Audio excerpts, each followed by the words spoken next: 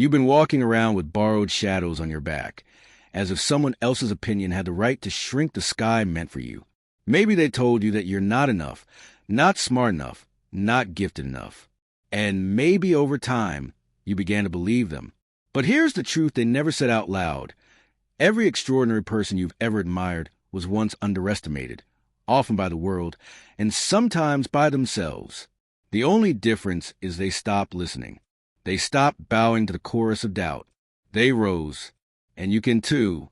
You think your worth depends on what you've already done.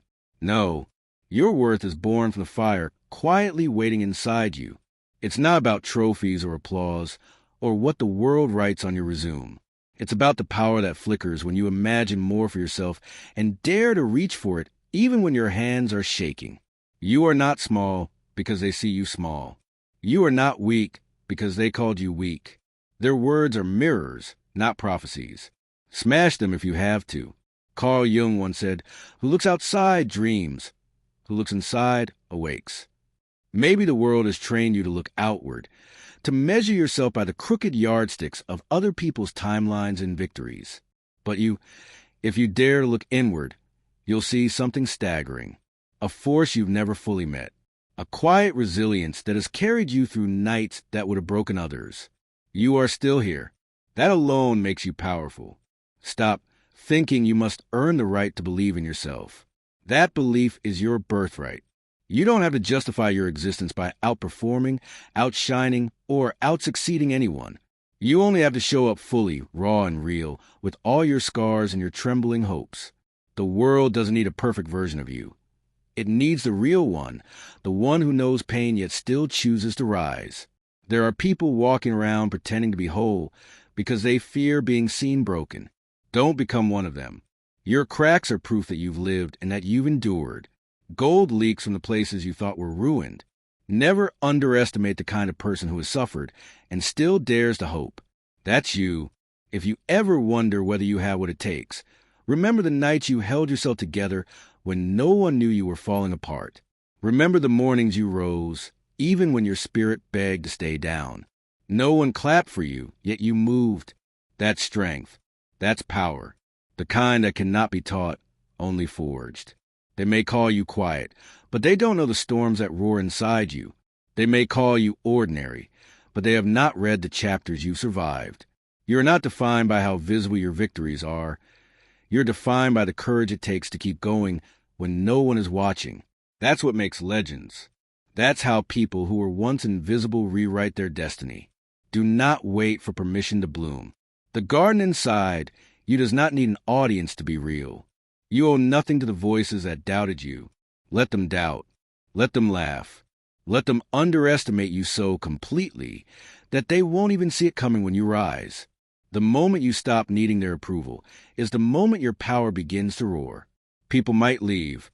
They might misunderstand. They might roll their eyes when you dare to want more. That's fine. Greatness has always been lonely at first. What matters is that you don't leave yourself. Don't soften your dreams to make them easier for others to digest. Don't dim your light just because they've grown comfortable in the dark. The world doesn't get to decide what you're capable of. You do. And when that voice of doubt creeps back in, when it whispers that you're not enough, speak to it with defiance. I am not here to be small. I am not here to live half a life. I am not here to die with my potential still caged inside me.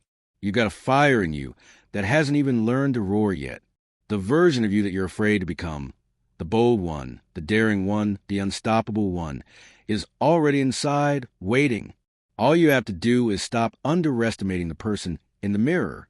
There is no deadline on becoming who you are meant to be.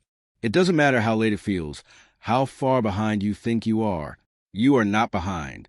You are exactly where your next chapter begins. Life is not a race. It is a rising, and you will rise.